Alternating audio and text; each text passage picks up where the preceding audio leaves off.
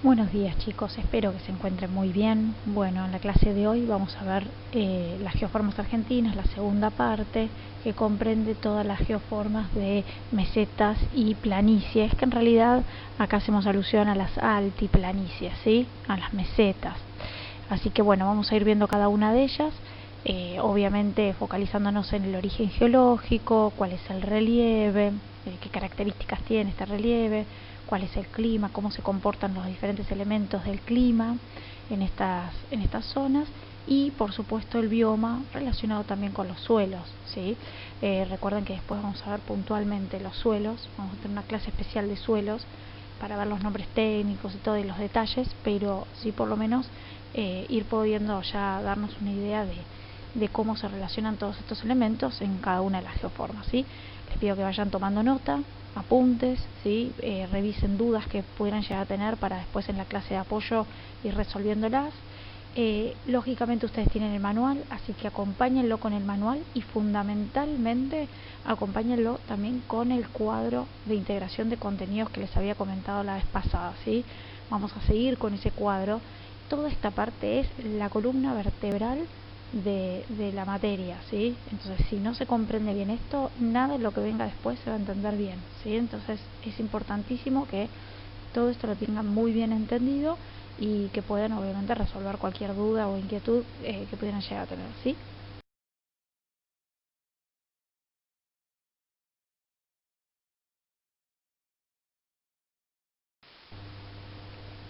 Bien, como ya habíamos dicho y anticipado, estos son los principales sistemas que encontramos en la Argentina. Los sistemas montañosos ya lo vimos la clase pasada. Hoy vamos a ver todo lo que es planicies y mesetas, o altiplanicies y mesetas, y después, por último, las llanuras, que va a ser la clase próxima, ¿sí? Nos vamos a focalizar en la meseta misionera, en la Puna, meseta patagónica y piedemonte cuyano para finalizar, ¿sí? Así que estas van a ser las 4 grandes geoformas.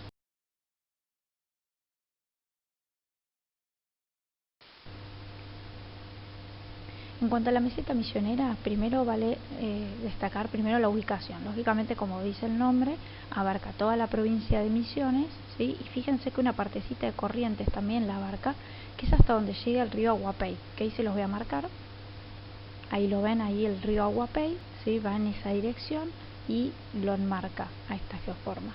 Esta geoforma tiene la particularidad de estar toda enmarcada y delimitada por ríos, por cursos fluviales, ¿sí? Ahora los voy a ampliar para que lo vean. Ven esta imagen que sigue estando ahí el río Aguapey, que se lo circulo en color rojo. Lo van a ver un poquitito más al norte el río Paraná, ¿sí? El Alto Paraná en ese punto. Después está el río Iguazú, fíjense en la parte del bracito de ahí de Misiones, ahí viene al norte el río Iguazú. Después van a encontrar el río Uruguay y después hay otros ríos también, el San Antonio, bueno, hay otros ríos que también van a terminar de delimitar, salvo la parte donde está la localidad de Bernardo de Irigoyen y Dionisio Cerqueira, que se acuerdan que era la única frontera seca que existe, ¿sí? ¿Se acuerdan que era el punto extremo este de la República Argentina? Bueno, esa localidad es la única que no tiene ríos, ¿sí? Pero sí todo el resto. Bien, fíjense en cuanto a la geoforma. Primero el origen. El origen es de tiempos precámbricos, es decir, es muy antiguo, ¿sí? Se sobrelevó toda esta parte como parte del sistema del macizo de Brasilia, que se acuerdan que lo vimos muchas veces, ¿sí? Entonces, es una roca muy antigua, de origen basáltico, es decir, tiene un origen volcánico en principio, ¿sí? A pesar de no haber volcanes en esta zona, ¿sí? Tiene su origen volcánico, porque tiene un origen muy antiguo, ¿sí? Esta roca volcánica, después vamos a ver cómo se ha ido meteorizando, ¿sí? Y cómo se fue transformando. El año pasado, ¿se acuerdan del tema meteorización? Bueno, cómo se fue meteorizando la roca y cómo se expone a la intemperie y bueno, sufre sus modificaciones, ¿sí? Pero eso es algo que vamos a ver un poquitín más adelante.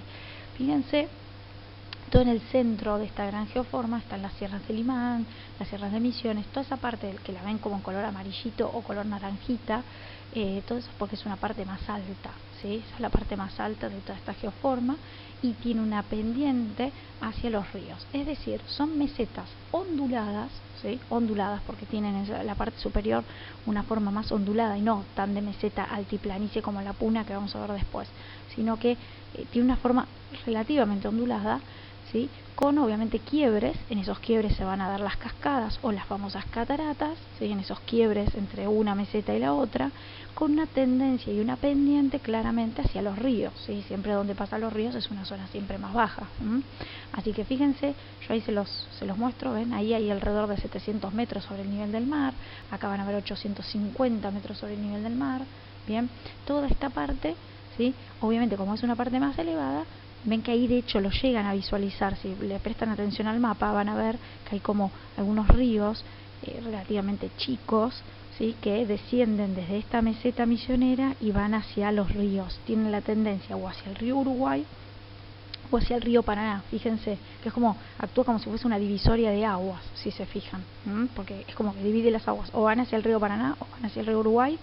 Y bueno, obviamente en el caso que estén un poquitito más al norte, pueden llegar a algunas ir hacia otros ríos, ¿sí? Pero esos son los fundamentales, por eso actúa como divisor de aguas. Bien, entonces ya dijimos el origen, dijimos la forma que tiene esta geoforma, porque muchas veces yo les pido a los chicos que me digan, bueno, a ver, el relieve, ¿cuál es el relieve en la meseta misionera? Y que me responden mesetas, ¿sí? Bueno, hay que decir un poquito más que eso, ¿sí? Son mesetas onduladas de aproximadamente 700 o 850 metros sobre el nivel del mar, es decir, no son de grandísima altura, pero sí lo suficiente como para que los ríos y las aguas que digamos que transcurren por esta meseta tienen una pendiente hacia ríos mayores, ríos grandes colectores, ¿sí?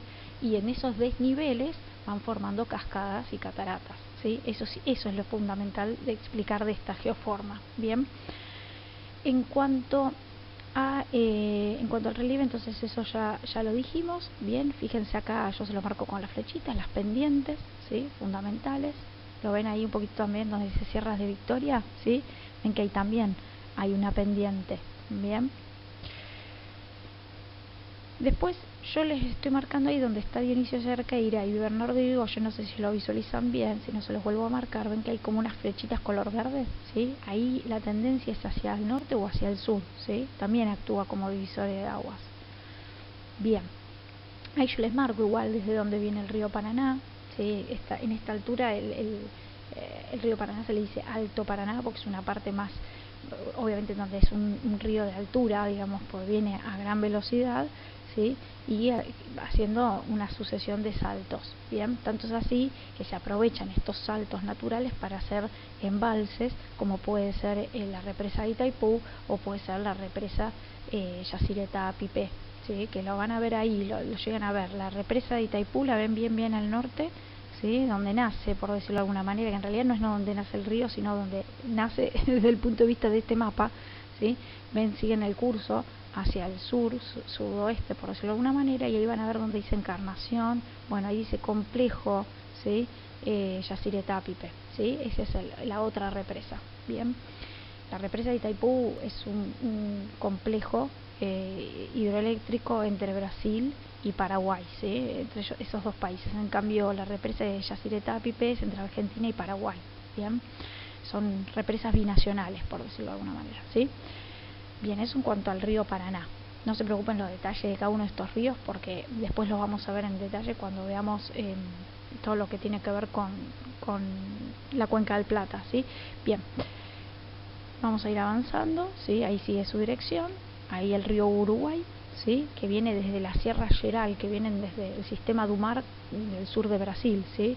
Viene en sentido, por decirlo de alguna manera, este-oeste, ¿sí? Viene desde el este hacia el oeste, ingresando por Misiones, fíjense desde dónde ingresa, y luego tiene una dirección claramente norte-sur, ¿sí? Hasta desembocar en el río de la Plata, ¿bien?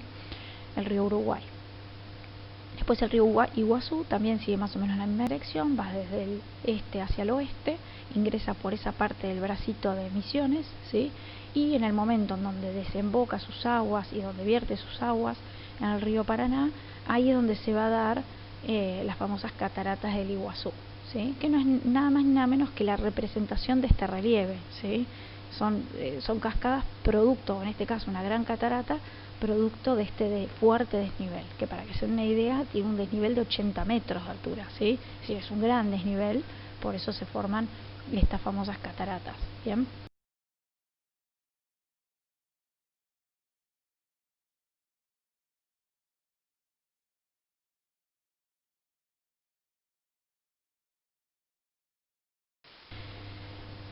Yo ahí les muestro en el siguiente GIF una imagen de las cataratas para que se den una idea, cómo se vierte todo el tiempo agua, hay muchísimo caudal, en ningún momento cesa esta caída de agua tan fuerte y tan abrupta.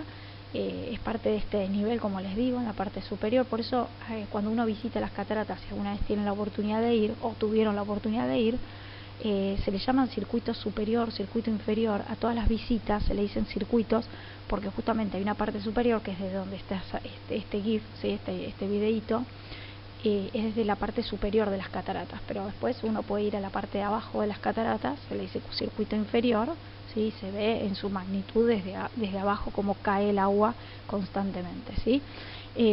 Obviamente este caudal es muy abundante, y esto tiene que ver por sobre todas las cosas por ser, ahí está la relación con el clima, ¿no? Por tener un clima que es cálido, subtropical, sin estación seca, ¿sí?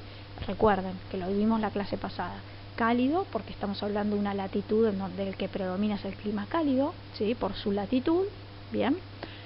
Decimos subtropical nuevamente por su latitud, porque obviamente es la distancia, pero acá respecto al trópico, ¿sí? Al trópico en este caso de Capricornio, ¿sí? Por eso subtropical. Y después decimos sin estación seca, que tiene que ver con la cantidad o no cantidad de humedad, bien, que en este caso, como dice sin estación seca, significa que durante todo el año cae muchísima lluvia, muchísimas precipitaciones, en forma de lluvia claramente, por la latitud en la que estamos hablando, ¿sí? Entonces, estos vientos que se acuerdan que habíamos hablado, los famosos vientos alisios, que son estos vientos cálidos y húmedos, que recuerden que son vientos permanentes, o sea que están durante todo el año acá, yacen de manera permanente durante todo el año. Entonces este viento tan cálido y tan húmedo nunca se traslada a otro lado y todo el tiempo está descargando su humedad en una zona que sabemos que es de mesetas, entonces va descargando constantemente esa humedad. Y donde nacen todos estos ríos son zonas en el Brasil donde también llueve mucho. Esa es la razón por la cual hay semejante caudal de agua, ¿sí? El caudal se le dice la cantidad de metros cúbicos que recibe o que pasan por un tramo de ese río, ¿sí? Entonces, la cantidad de agua que cae y que transcurre por estos ríos es muy abundante, porque también estos ríos nacen en zonas en donde las precipitaciones son muy abundantes y regulares. ¿Qué significa regulares? Que durante todo el año, ¿sí? Hay precipitaciones. Bien, un poquitito bajan en esta zona, en mayo, junio, hay un poquitito menos de precipitaciones, pero tampoco que cambia abruptamente como si fuera una estación seca, ¿sí? Bien, entonces, tema clima, creo que quedó claro. Recuerden el mapita que vimos la clase pasada, ¿sí? En donde decíamos mayor cantidad de humedad y menor cantidad de humedad. En la medida que vamos yendo hacia el oeste de la República Argentina, cada vez vamos encontrando menor humedad, ¿sí? En esta zona, al estar bien en el nordeste, lógicamente hay mucha humedad durante todo el año. Y es cálido, tan cálido que si vamos hoy en día podemos llegar a encontrar 18 grados, 20 grados tranquilamente, ¿sí? O sea, es un clima cálido, bien, podemos ir en pleno invierno o en plenas vacaciones de invierno a estas zonas que siempre vamos a ir y vamos a encontrar temperaturas agradables, bien. Acá es una vista aérea de las cataratas, ahí se la ve bien a la Garganta del Diablo desde arriba. Son estos 80 metros de altura. Fíjense ahí, se ve perfecto cómo es la meseta, ¿sí? Cómo después desciende abruptamente estas mesetas, pero tienen ciertas ondulaciones, por eso se le dicen mesetas onduladas, ¿bien? Ahí están los 80 metros de altura que les comentaba. Y acá también se llega a ver esta ondulación. Y hay otro datito que me interesa mucho de esto, que es el tema del suelo, ¿sí? La famosa tierra colorada, o tierra roja, como quieran decirle. Esto se debe a varios factores, ¿no? El primero y el fundamental es que el suelo está constituido, ¿sí? Por un alto contenido de hierro, es decir, tiene mucho contenido de hierro en cuanto a su composición química, ¿sí? Tiene mucho hierro. Al tener mucho contenido de hierro y al haber mucha presencia de humedad, por lo que ya dijimos, estos suelos y estas rocas, por sobre todo, se oxidan, ¿sí? Es como yo siempre les digo, si ustedes, la gran mayoría de ustedes deben tener rejas, si a ustedes, que las rejas generalmente están hechas de hierro, si ustedes a esas rejas que están compuestas de hierro no las pintan y le ponen un antioxidante, ¿sí? O un convertidor o lo que sea, a la exposición, a la intemperie, ¿sí? Se les van a terminar oxidando. Es más, acá hay humedad, no es extrema la humedad, pero hay humedad, y esa humedad es lo suficientemente agresiva como para que nos termine transformando nuestras rejas en un color oxidado, como un color óxido, ¿sí? Un color rojizo. Bueno, esto mismo pasa en el suelo de estas tierras, ¿sí? Como tienen alto contenido de hierro y hay mucha humedad en el aire y en el suelo, porque obviamente caen las precipitaciones y se mantiene el agua retenida en el suelo, se terminan oxidando. Bien, a ese tipo de suelos se le van a llamar oxisoles o ultisoles. La diferencia entre ellos no es demasiado importante, sí que sepan que pueden ser de dos tipos de acuerdo a la cantidad de hierro que tenga el suelo, ¿sí? Eso es lo fundamental. A ambos suelos se les llama o se les suele decir suelos lateríticos, ¿sí? Bueno, podemos tener una clase, como les digo, especial de suelos, pero lo fundamental es que comprendan esos dos términos. Soles siempre hace alusión a los suelos, ¿sí? Es la terminología que se le utiliza a todo lo que es suelos. Bien.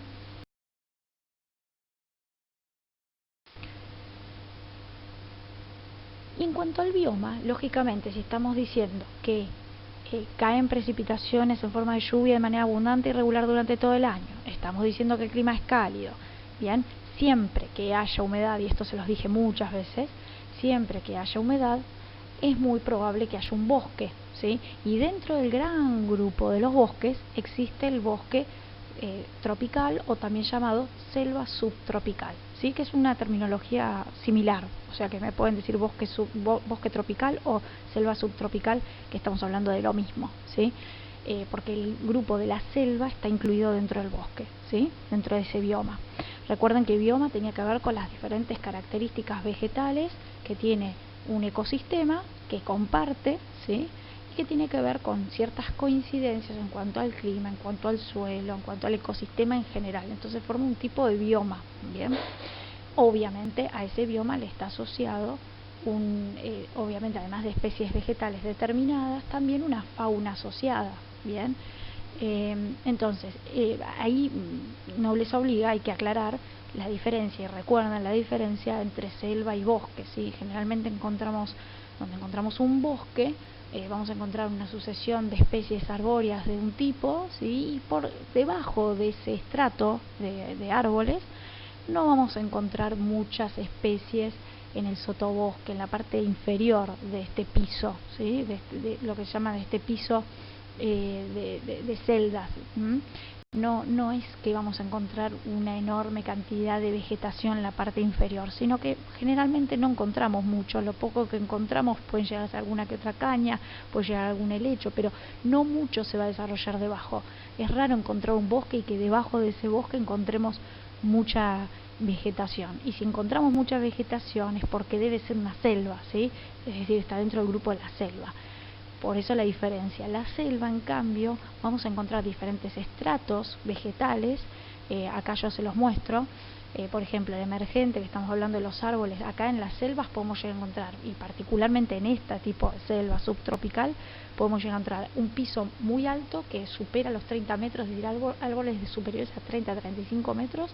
Podemos llegar a encontrar todo un dosel intermedio de árboles de tamaño intermedio, y después encontrar un sotobosque y un suelo compuesto mayoritariamente por helechos, por cañas de coligüe, ¿sí? Diferentes especies arbustivas, ¿sí? De menor porte. Pero, ¿qué va a pasar? Además de tener estos estratos, encima hay estratos intermedios que conectan todos estos estratos. ¿Cuáles son? Las lianas, por ejemplo. Las lianas, digamos, también llamadas a veces plantas aéreas, ¿sí? Porque no es solamente las lianas, hay muchas otras plantas aéreas. Algunas de ellas son enredaderas, otras trepadoras, ¿sí?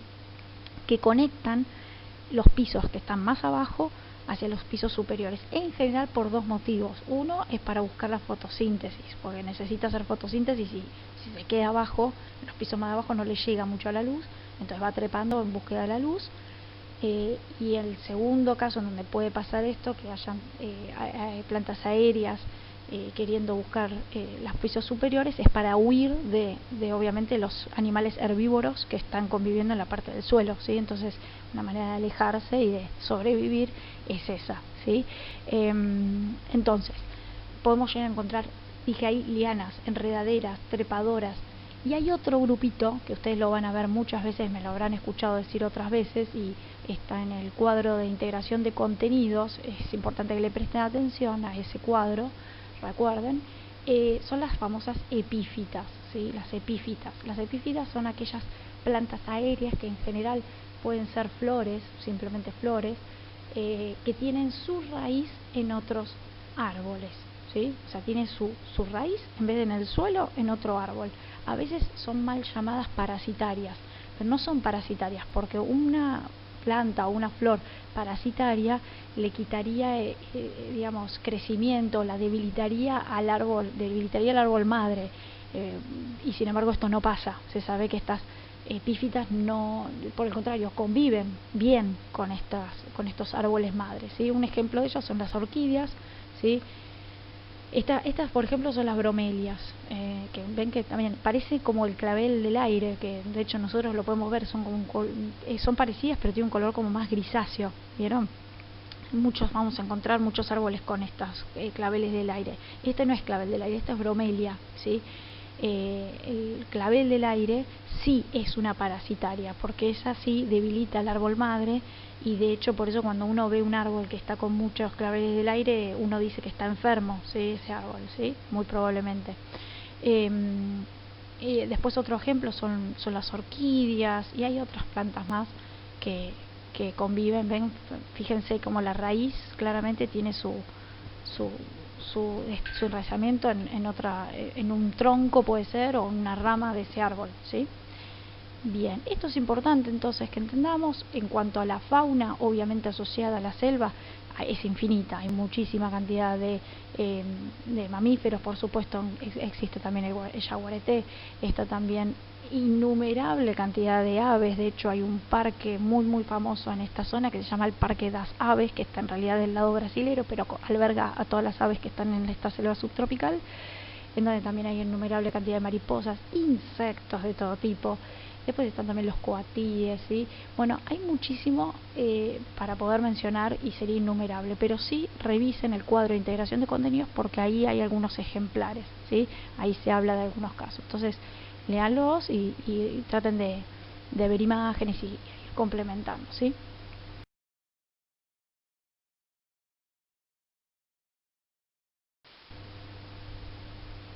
Bien, la antítesis, ahora viene la otra geoforma, que es la antítesis de lo que acabamos de mencionar de la meseta misionera. Esto va a ser todo lo opuesto, ¿sí? Si antes hablábamos de humedad, acá no hay humedad. Si hablábamos de selva, ahora no hay selva, hay estepa, ¿sí? Si antes hablábamos de enorme cubierta vegetal, acá no hay nada, ¿sí? Entonces, bueno, vamos a ir viéndolo de a poquito, ¿sí? En cuanto a la puna, ubicación fundamental, ¿sí? En el noroeste argentino, lógicamente. Fíjense cómo abarca la provincia de Jujuy, Salta y parte de lo que es Catamarca. Fíjense como referencia, yo les voy a ir diciendo estos tips siempre que pueda, en estos mapitas, por ejemplo, ven, ahí ese punto que yo les marco, esa línea que les marco en color verde, viene después, fíjense, de ese espacio, de ese espacio famoso que decimos siempre, la confluencia de los ríos Grande San Juan y Mojinete. Bueno, fíjense que después de eso, ahí viene donde arrancarían ustedes a marcar esta puna, ¿sí? Pues fíjense que hace como una especie de panza, y donde se cierra es en donde está el famoso Paso San Francisco, ¿sí? Ahí en Catamarca. Ven que está la inflexión, esa famosa inflexión que yo les digo sobre el mapa, que es ese espacio ganado por Chile a la Argentina. Ahí está, ese que les marco ahí. Bueno, y después está la famosa pancita, ¿sí? Como para que lo terminen de enmarcar. Bien.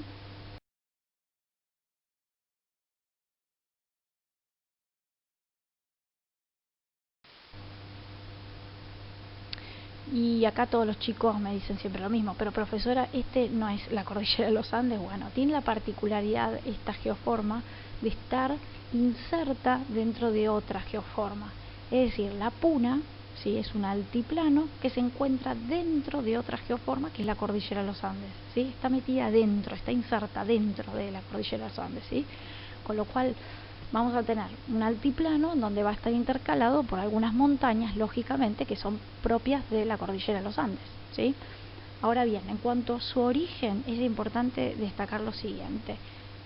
Su origen geológico es de tiempos precámbricos, es decir, es también muy antiguo, es un macizo muy antiguo. Ahora, antiguamente era una gran planicie. Cuando se sobrelevó la cordillera de los Andes, quedó expuesta a la intemperie todas estas rocas y estas piedras de tiempos precámbricos, ¿sí? Toda esta estructura geológica antigua quedó expuesta, ¿sí?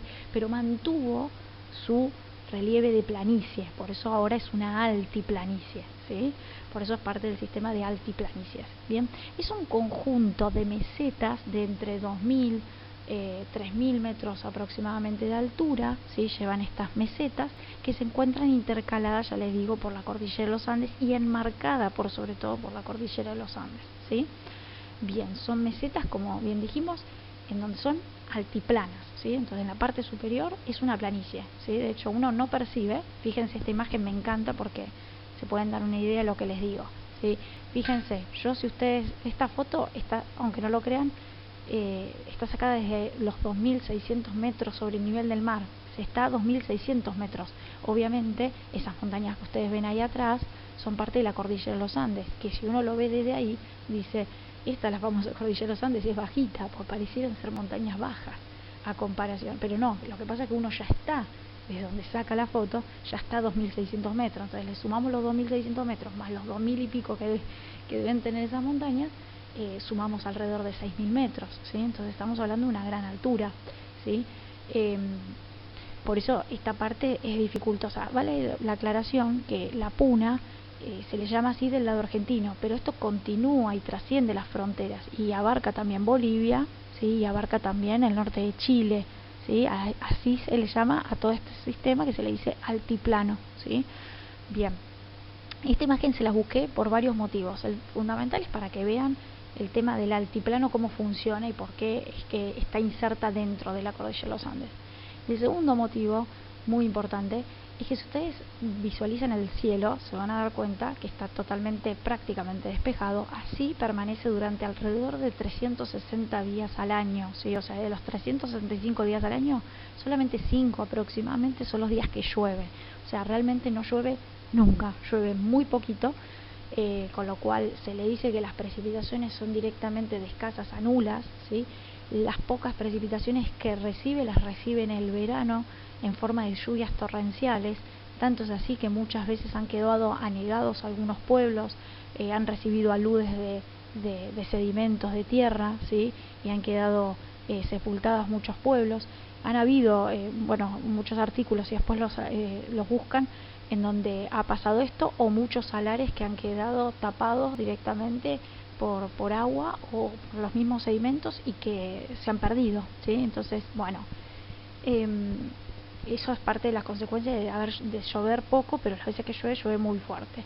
Y en el caso del invierno, las veces que caen precipitaciones son en las altas cumbres, esas que ustedes ven ahí atrás, ¿sí? En forma de nevada, lógicamente en el invierno. Por eso a veces no se puede cruzar la frontera desde Argentina hacia Chile y viceversa, ¿sí? Porque muchas veces están los caminos lógicamente cubiertos de hielo. Bien, ¿por qué estos cielos están tan despejados? Porque lo que habíamos mencionado en la clase pasada, a esta zona de altiplano no le llegan los fenómenos meteorológicos, ¿sí? No le llegan las lluvias, no le llega la humedad del Pacífico Sur, no le llega, ¿sí? Entonces, al no llegar esa humedad, nunca condensa y nunca se generan precipitaciones, ¿sí? Entonces el clima por excelencia es el árido de alta montaña, ¿sí?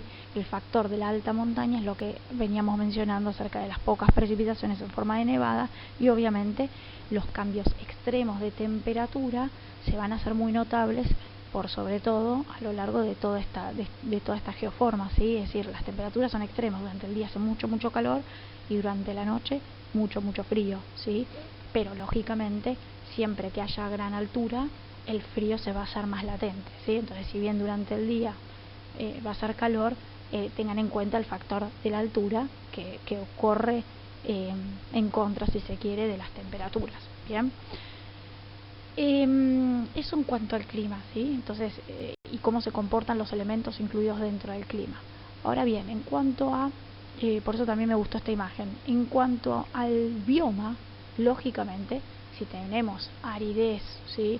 Y si tenemos suelos como los que ustedes están viendo, que ven que son pedregosos y que tienen mucho contenido de arena, a eso se les dicen suelos aridisoles. Claramente, al no haber presencia de humedad, al no haber agua, no haber ríos, lógicamente ese suelo, ¿sí? De tiempos precámbricos, lógicamente no va a ser un suelo muy fértil, con lo cual no se va a desarrollar mucha materia orgánica porque no se va a descomponer, ¿sí? Para algo descomponerse, para que la materia orgánica se descomponga, necesitamos humedad, ¿sí?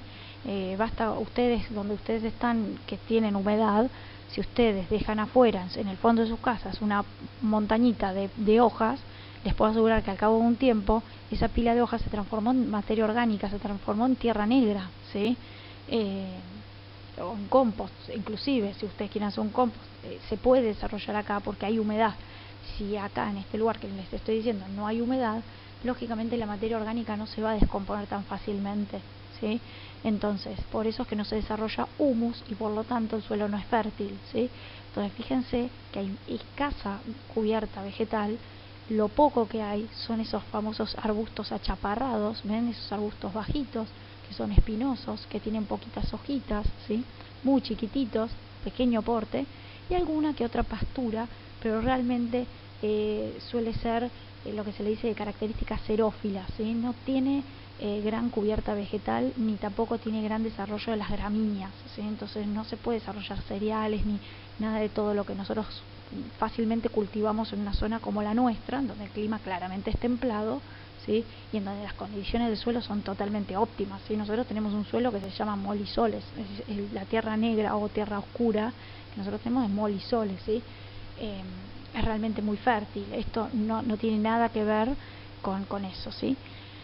Entonces, también me gusta esa imagen porque les permite ver entonces el bioma. El bioma es claramente de estepa, ¿sí? Es el bioma por excelencia de todo clima árido, ¿sí? La estepa. Bien. No llega a ser desierto. ¿Se acuerdan cuando vimos los diferentes tipos de bioma? Que veíamos desde el que tenía mayor cantidad de especies vegetales a la que había nulo prácticamente. Es decir, pasábamos de un bosque pasando por diferentes opciones de bioma y a lo último veíamos el de desierto, ¿sí? Bueno, no llega a ser un desierto. Del lado chileno sí hay un desierto. Después les muestro una imagen que es desierto. Es así, de ese lado del lado chileno sí es desierto, pero en este caso hay una pequeña cubierta vegetal, con lo cual, pero fíjense que árboles nulo, ¿sí? Así podemos recorrer kilómetros y kilómetros, vamos a encontrar siempre lo mismo, ¿sí? Lo poco que puede llegar a ver son cardones. Los cardones son similares a los cactus, pues son está dentro de la especie de las cactáceas, ¿sí? Los cardones son como cactus, ¿sí? Tienen algunas diferencias que no vale la pena mencionar, pero sí destacar que obviamente son especies que sobreviven lógicamente a la escasez de humedad y que por el contrario le hace bien el no tener humedad y lo poco que pueda llegar a recibir de humedad lo almacena, ¿sí? Entonces de esa manera se desarrolla y pueden vivir cientos y cientos de años, ¿sí? Después cuando mueren los cardones se caen al suelo, literalmente se caen al suelo y se empieza a deteriorar la parte verdosa, entre comillas, de ese cardón, y lo que queda dentro es toda la madera. Entonces esa madera de cardón es con la que hacen puertas, muebles, escritorios, pupitres para los colegios, o sea, todo lo hacen a base de cardón, ¿sí? Porque allá abunda. Hoy en día hay una legislación, igual para que lo sepan, en donde hay una protección hacia los cardones, porque ¿qué hacían muchos? Echa la ley, echa la trampa, terminaban matando al cactus, ¿sí? En este caso al cardón, para que se deteriore, se caiga y se vaya deteriorando esa cubierta verdosa y quede después la madera expuesta y la utilicen para fines económicos y comerciales. Pero hoy en día todo esto está regulado, ¿sí? ¿Qué más me interesa que sepan? Fíjense este detalle de esta imagen. Ustedes deben ver ahí como a lo lejos una especie de cubierta blanca, ¿sí? Eso no es nieve, esos son salinas, esos son salares y salinas, ¿sí? ¿Por qué se desarrolla el salar o la salina? Y esto es muy importante, porque al no haber humedad, ¿sí? La poca agua que recibe esta zona ¿sí? La acumula en los estratos inferiores del suelo, lo que se llama, digamos, los acuíferos, ¿sí? La acumula en esos estratos inferiores dentro del suelo, pero claro, como no hay humedad y hay un alto índice de heliofanía, es decir, hay mucha radiación solar, lógicamente se evapora esa agua que está subterránea, se evapora. Al evaporarse, asciende por capilaridad esa evaporación y termina quedando en la superficie esa crostita de sal, ¿sí? Como cuando ustedes ponen a hervir en una olla, vieron que lo que les termina quedando es como el sarro, ¿sí? Bueno, esa parte de sodio, ¿sí? Es la que termina quedando en la superficie y se termina transformando en un salar. Hay muchos salares en estas zonas y es una de las actividades económicas más importantes, ¿sí? Porque piensen no solamente en la sal de mesa, piensen en la sal en cuanto a todas las propiedades que tiene, el sodio mismo, piensen para hacer medicamentos, para hacer diferentes tipos de composiciones de laboratorio, ¿sí? Piensen un montón de cuestiones que son importantes porque mueven una industria muy importante, ¿sí? Entonces no lo pensemos solo como sal de mesa, ¿sí? Bien, acá esta imagen me interesa porque, bueno, obviamente sigue habiendo un tipo de suelo aridisol y por ende obviamente un relieve amesetado. Fíjense ahí en el fondo toda la cordillera de los Andes que sirve de marco, ¿sí? Y fíjense que se ve perfecta la estepa, los aridisoles y las especies xerófilas, ¿sí? Y lo que me interesa de esta imagen es que se puede llegar a ver algunas de las especies de fauna típica de esta zona, que es la llama, ¿sí? Que también es el guanaco, la vicuña y la alpaca. En los 4 casos son camélidos, ¿sí? Está dentro del grupo de los camélidos. Así que traten de memorizarlo, ¿sí? A las llamas, por un lado, que son de uso doméstico, de hecho, tienen llamas como para nosotros tenemos perros, ¿sí? Tienen en sus casas, tienen en sus, como una especie de corral, los tienen a las llamas, que son bastante dóciles, ¿sí? Y después, bueno, los guanacos, que son un poco más territoriales y un poco más complicados, son los famosos que escupen, ¿sí?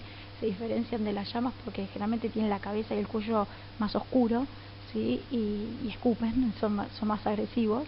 Y después, bueno, están las alpacas y están las vicuñas, ¿sí? Son diferentes, tienen una contextura más chiquitita, son diferentes. Después busquen imágenes para poder ayudarse y aprender un poquito más de la fauna típica de este lugar. Acá claramente no encontramos camellos, porque los camellos los encontramos en los desiertos y más precisamente en los desiertos que se encuentran en Arabia, en África, más no podemos llegar a encontrar acá, ¿sí? Pero sí estas especies de camélidos que son muy importantes para el desarrollo también de la industria textil, que es otra industria muy importante y una actividad económica muy importante en esta zona, ¿sí?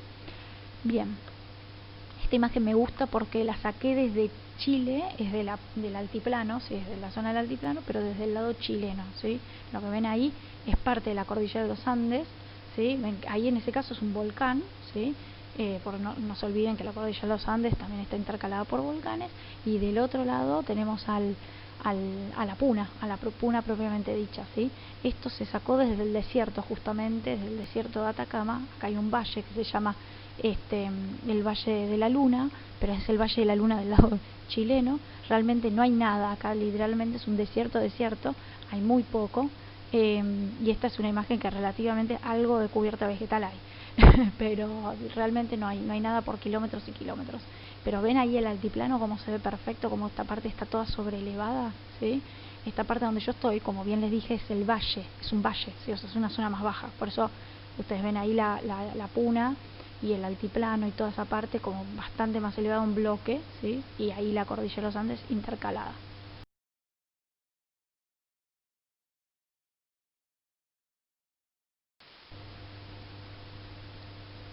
Bueno, la siguiente es la meseta patagónica, ¿sí? La meseta patagónica, como bien dice el nombre, lógicamente está localizado en la Patagonia Argentina, ¿sí? Fíjense ahí la ubicación en color amarillo. Yo les voy a dar acá algunos tips para que ustedes cuando lo tengan que localizar les resulte un poco más sencillo, ¿sí? Fíjense de siempre empezar, mi sugerencia, ¿no? Es por el río Colorado, ¿sí? Ahí donde se los marcó con la linita ahí en color rojo, ¿sí? Me parece que es un poco más sencillo hacerlo de esa manera, ¿sí? Empezar por ahí, ¿sí? y después sigue esa dirección, siguiendo, digamos, el límite interprovincial entre Río Negro y Buenos Aires y La Pampa, y sigue después hacia el norte, en donde corta y va hacia el norte en el momento en que recibe las aguas del río Desaguadero. El río Desaguadero viene desde el norte, viene en dirección norte-sur, ¿sí? Y va teniendo diferentes tramos y diferentes nombres.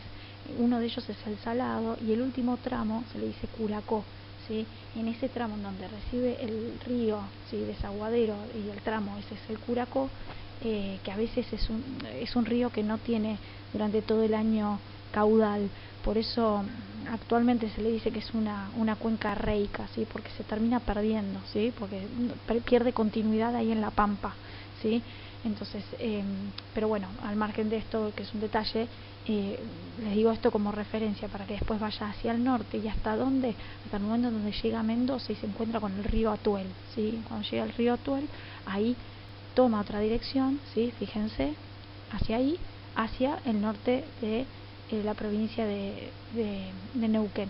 Algunos incluyen una partecita de Neuquén, ¿sí? La parte norte, bien, el triangulito bien norte de Neuquén no lo incluyen, si eso depende de algunos autores, pero está bien que lo marquen hasta ahí. Y después lógicamente lleva una dirección norte-sur. No se olviden acá, por favor, que está la cordillera de los Andes sobre el extremo oeste, con lo cual no me incluyen la cordillera de los Andes, a la meseta patagónica dentro de la cordillera de los Andes, ¿sí? Porque en este caso no se comparte, ¿sí? Bien, va en dirección norte-sur, ¿sí? No nos olvidemos que esta meseta patagónica también continúa un poquitito del lado chileno, ¿sí? Y después, por sobre todas las cosas, la parte norte de la isla Grande de Tierra del Fuego está incluida, ¿sí? Fíjense, hay un detalle que los quiero marcar y no me quiero olvidar. Fíjense dónde están las Islas Malvinas, ¿sí? Las Islas Malvinas también aparecen en color amarillo, es porque es parte de esta meseta patagónica. Recuerden lo que hablábamos cuando decíamos sobre los argumentos de soberanía argentina sobre las Islas Malvinas. Uno de los argumentos decía continuación geológica. ¿Por qué? Porque es parte de la cordillera, porque es parte de la meseta patagónica, es parte de la plataforma continental argentina, no hay dudas. Esto no lo decimos nosotros, no lo dice un científico argentino, esto lo dicen todos los científicos internacionales, todos los geólogos que han estudiado la zona coinciden en que es parte de la misma plataforma continental. Es decir, la meseta patagónica, para que se den una idea en cuanto al relieve, y ya me estoy anticipando un poco, es un conjunto de mesetas escalonadas, es decir, que van como si fuesen escalones, ¿sí? Y dónde está la parte más alta de esos escalones, del lado oeste, ¿sí? Del lado oeste, del lado en que está el límite con la cordillera de los Andes. Esa es la parte más alta de la meseta patagónica. Va descendiendo en altura de manera escalonada, ¿sí?, hacia el océano Atlántico Sur. En el momento en que llega al Atlántico Sur, tiene tal poca altura estas mesetas que van descendiendo, son cubiertas por el mar, obviamente por el océano Atlántico Sur, ¿sí? Y luego de haberse hundido, vuelve a ascender en un sector que es justamente donde están las Islas Malvinas, ¿sí? O sea, que es simplemente una parte que descendió, se cubrió por el mar y luego vuelve a ascender. No hay ninguna falla geológica, ¿sí? No es tampoco un hotspot, es decir, las Islas Malvinas son plataforma continental argentina, ¿sí? Es decir, continúa, ¿bien? Por eso es parte de la meseta patagónica. Bien, dicho esto, ya me anticipé entonces a lo que es el relieve, ¿sí? Y la ubicación ya lo estuvimos acá viendo y diciendo. Acá yo se los amplío un poquito más la ubicación para que lo tengan más ampliado. Fíjense dónde está el río Colorado ahí, yo se los marco. Ven ahí el río Colorado, sigue hacia el norte, ven que cruza ahí la provincia de La Pampa, ¿sí? Ahí no se llega a ver, pero ahí está justamente el río Desaguadero, que lo llegan a ver, pero lo dice como río Salado, porque justamente es el río Desaguadero, como les dije, va cambiando su nombre, ¿sí? En ese último tramo, el Curacó, ¿sí? Es ese que ustedes ven ahí en La Pampa, ese es el tramo, ¿sí? Y después cuando ingresa a Mendoza, ven que ahí dice río Atuel, ahí se los marco, ven ahí río Atuel, ahí cambia su dirección hacia el norte de Neuquén. Ven que ahí el volcán Domullo, por ejemplo, no se lo incluye dentro de esta geoforma, lógicamente, porque es parte de la cordillera de los Andes, ¿sí? En este caso de los Andes áridos, aunque parezca mentira, porque recuerdan que hasta la mitad de Neuquén, ¿sí? Ese es funcionaba como límite. Bueno, después va, como les dije, en esa dirección, y después en dirección norte-sur, ¿sí? Y después va siguiendo esa dirección, ¿sí? Por eso parte de Chile también es parte de la meseta patagónica, ¿sí? Se le dice meseta patagónica chilena.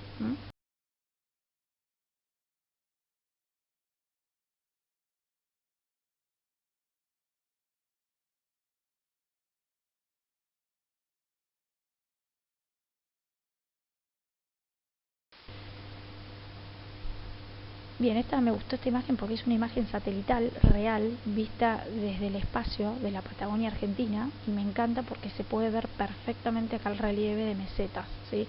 Fíjense, primero, sobre donde está la cordillera de los Andes, en el sector de los Andes patagónicos fueguinos, fíjense que está todo cubierto por nieve. Eso no son nubes, sí, obviamente alguna que otra nube, pero por sobre todo es nieve, ¿sí? Es decir, las cumbres nevadas y los glaciares y campos de hielo están ahí, ¿sí? De hecho se ve ahí el lago Viedma, el lago argentino, que es donde está el Calafate, ¿sí? El Chaltén, un poquito más al norte. Bueno, ahí se ve perfecto todo esto.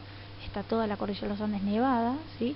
Y en la medida que vamos yendo hacia el este, fíjense, bien pegadito a la cordillera de los Andes está con un color marrón oscuro. Esto es por la altura, ¿sí? Es decir, son mesetas más altas, ¿sí?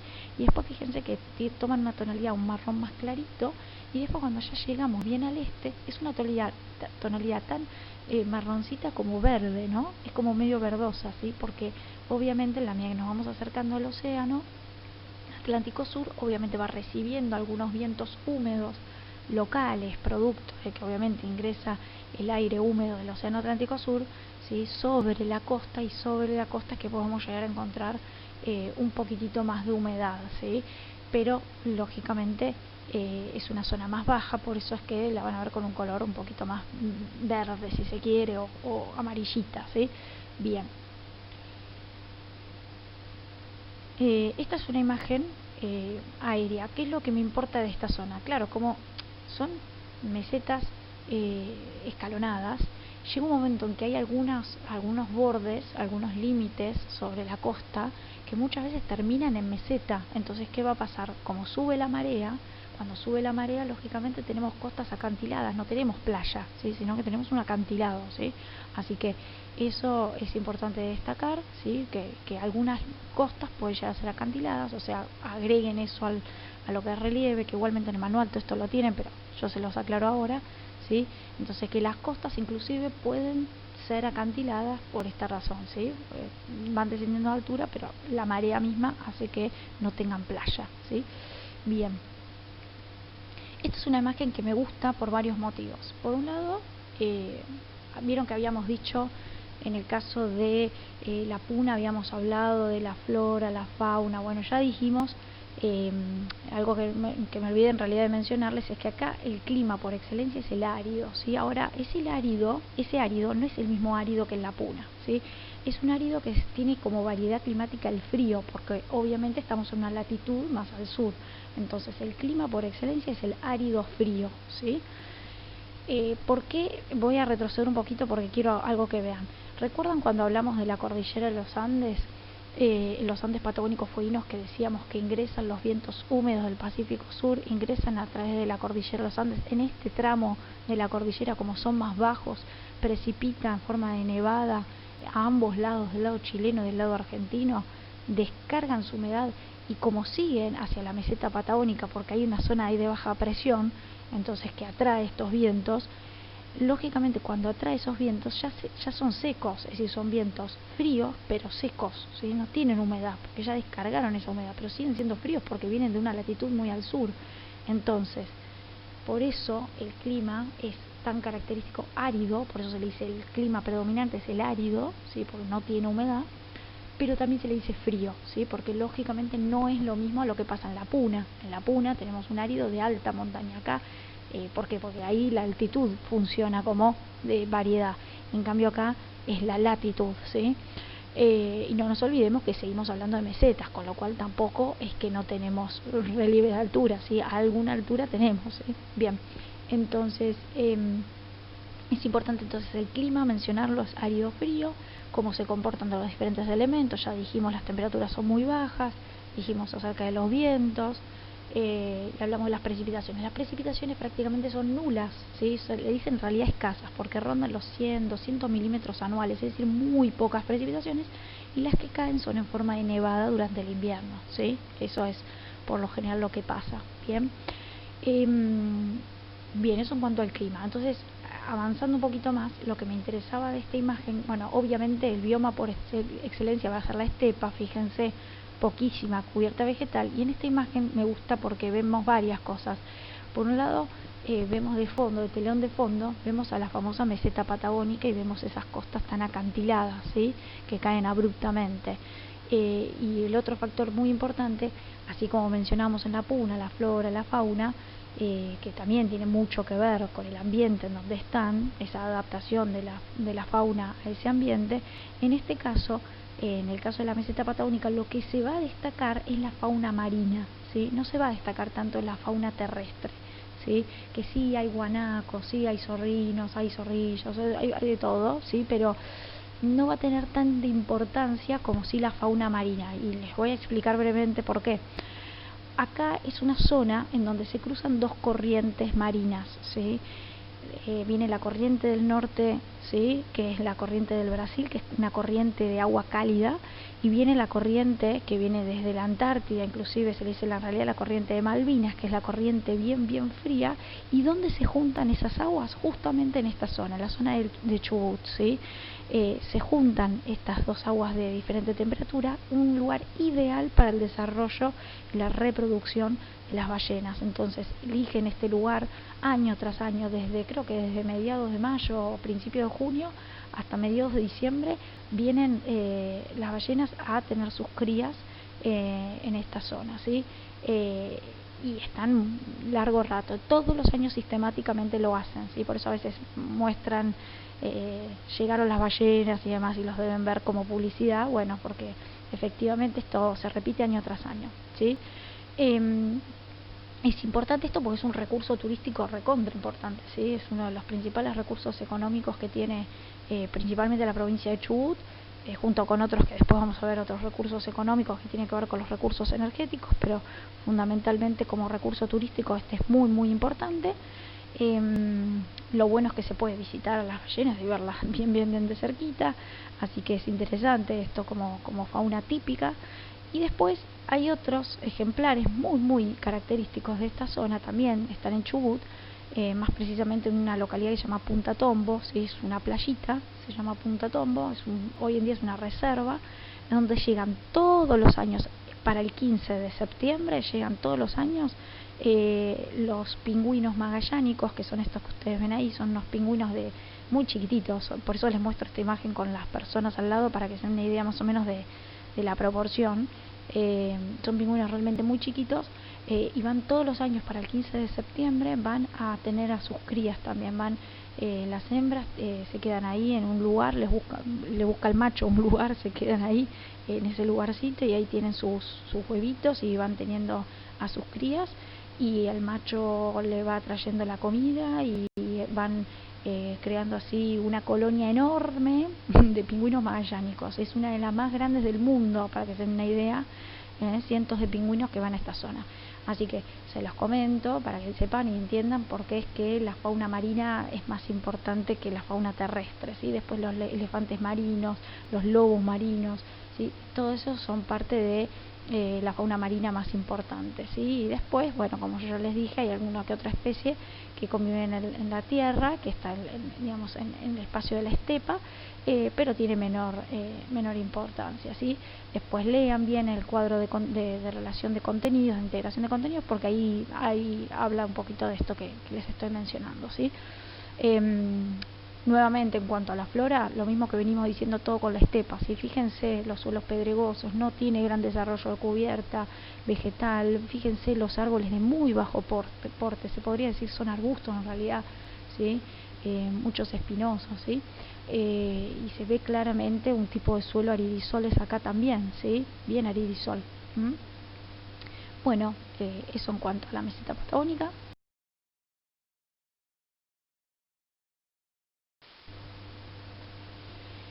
Y por último, el piedemonte cuyano, ¿sí? Lo que más me interesa que sepan fundamentalmente es la ubicación. Lógicamente estamos ubicados por sobre todo en la provincia de Misiones, ¿sí? Y por qué es importante, como bien dice el nombre, piedemonte, ¿sí? Es decir, está al pie del monte.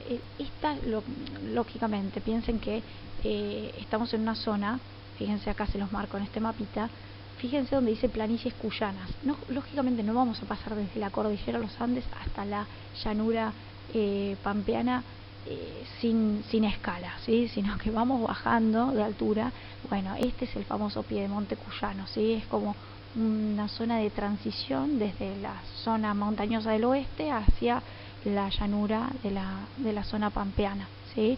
Entonces, ven ahí que se ve como un color amarillito, ¿sí? Porque no dejamos de estar en una zona un poquito más alta, lógicamente, que la llanura, ¿sí?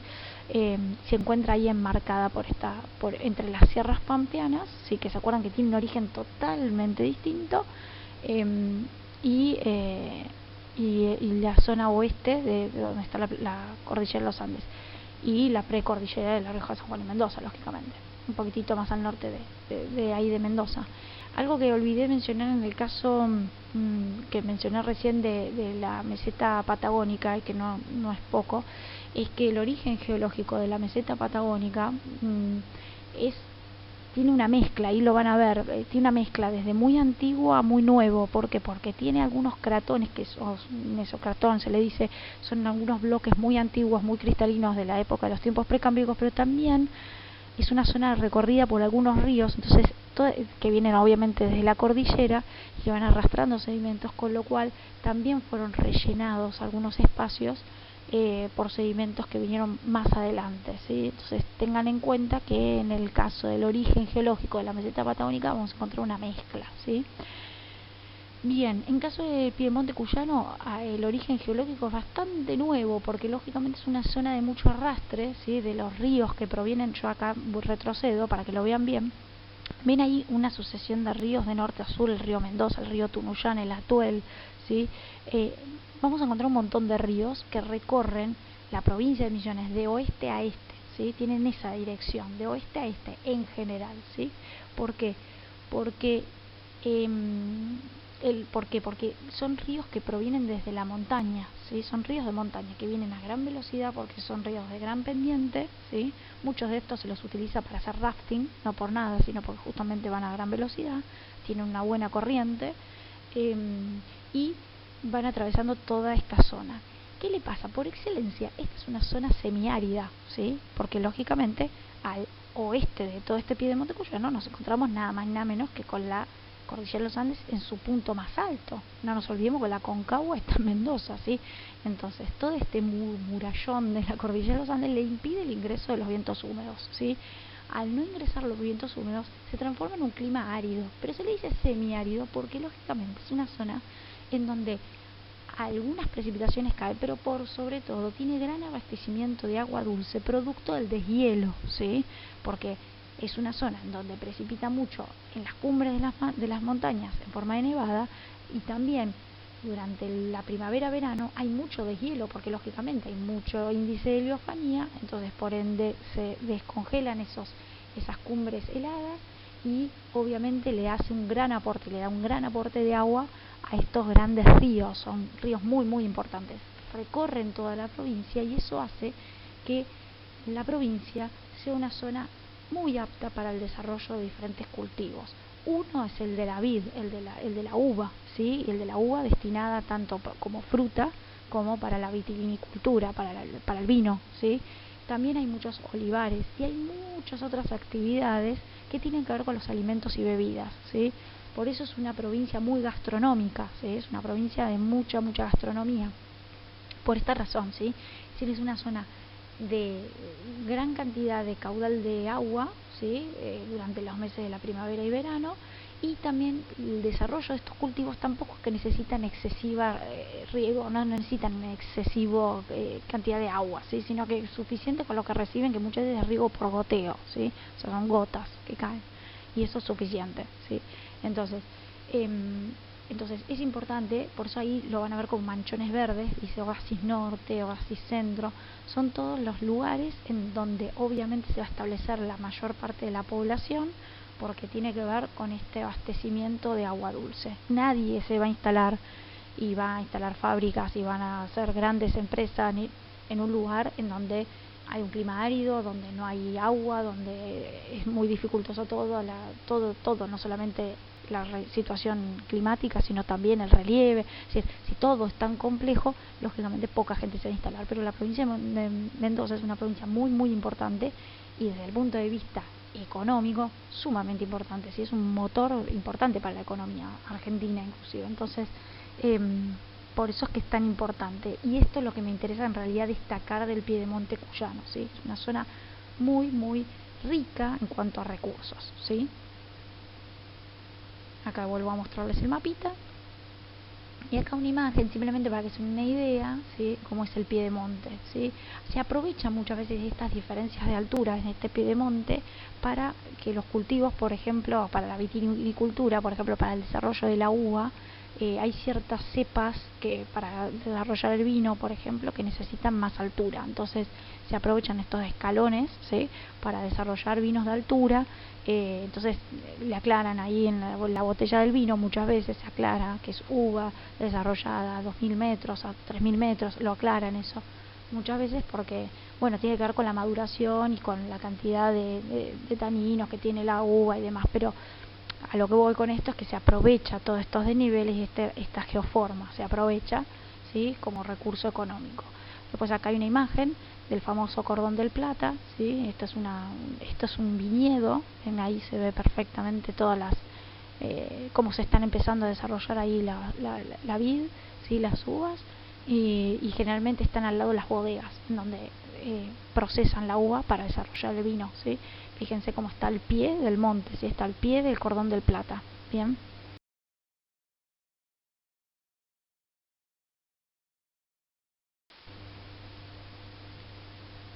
Bueno, chicos, espero que les haya servido la clase de hoy. Anótense todas las dudas que tengan y las vamos a ir resolviendo. Yo ya les estoy mandando esta nueva clase y con, lógicamente, la clase de apoyo de Zoom para que resolvamos dudas que pudieran llegar a tener sobre estos temas. Por sobre todo este último tema, porque intuyo que ya por los anteriores, bueno, me estuvieron consultando si es que tenían dudas, y si no, bueno, aprovechen estas instancias de soporte porque después vamos a tener directamente lecciones, y bueno, es preferible que se las saquen a todas las dudas que puedan llegar a tener, ¿sí? Les pido la máxima participación posible en estas clases de apoyo, que recuerden que son obligatorias, las clases por Zoom me refiero, son obligatorias, y es importantísimo que todos participen, ¿sí? Los espero y les mando un cariño muy grande a ustedes y a todas sus familias.